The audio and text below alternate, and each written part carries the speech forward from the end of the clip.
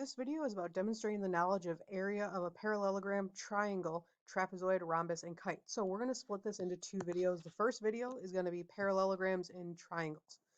So to find the area of a parallelogram, the area of the parallelogram is always the base times the height. So the base is going to be the side that's flat, and then the height is going to be perpendicular to both bases.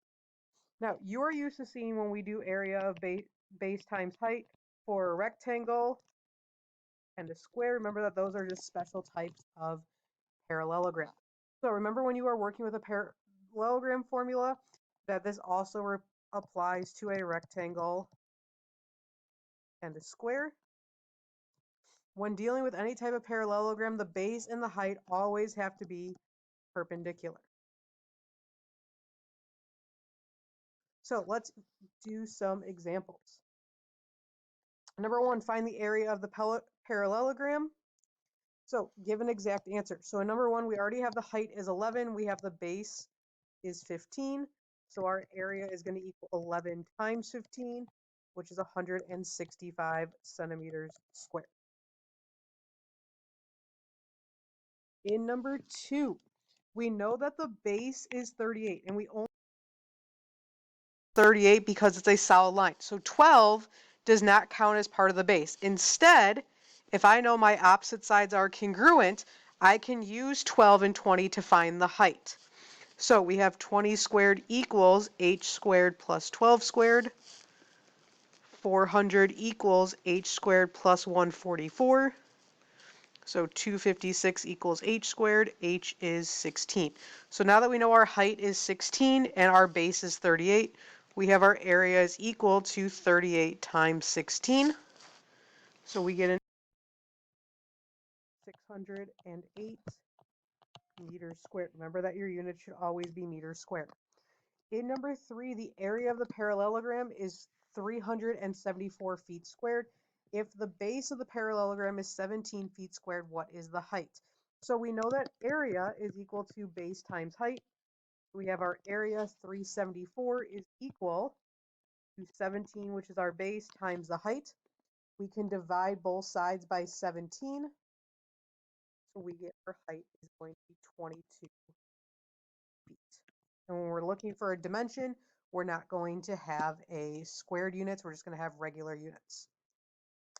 In number four, find the area of a square. So in a square, you know that you have four congruent sides. So if one side's 5, the other sides are also 5. So we know that our height is 5 and our base is 5. So our area is going to equal 5 times 5, which is going to be 25 centimeters squared. In number 5, find the area of the rectangle. So we see that we have a 30-degree angle, which means we have S root 3, and 2s. So if 40 is the 2s side, we can divide by 2 and get s is 20. So our height is going to be 20. Our base is the s root 3 side, so 20 root 3.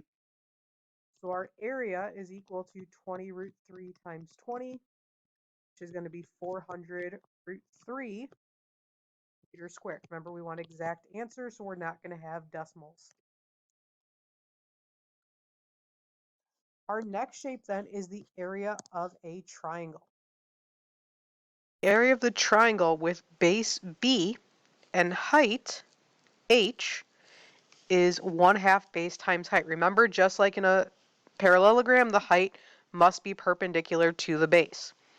So in number 6, we have these two pieces that are making our base. So if we add them together, 6 plus 16, we get 22. So our base is 22 and our height is 9. So our area is going to equal 1/2 9 times 22.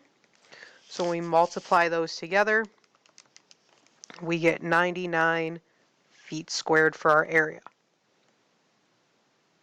In number 7, the base of an isosceles triangle is 18. If both legs are 41 centimeters each, what is the area of the triangle? So we have our triangle here. We don't know the height. We know the base is 18. Well, in an isosceles triangle, that's going to split into 9 and 9. We know our legs are congruent at 41 and 41. So we're going to do Pythagorean theorem to find our height. So we get 1,681 equals 81 plus h squared. 1,600 is equal to h squared. So h is 40, which means our height is 40. Remember though, your base is this whole length of 18. So we have 1/2 times 18 times 40. And when we multiply that, we get 360 centimeters squared for our area.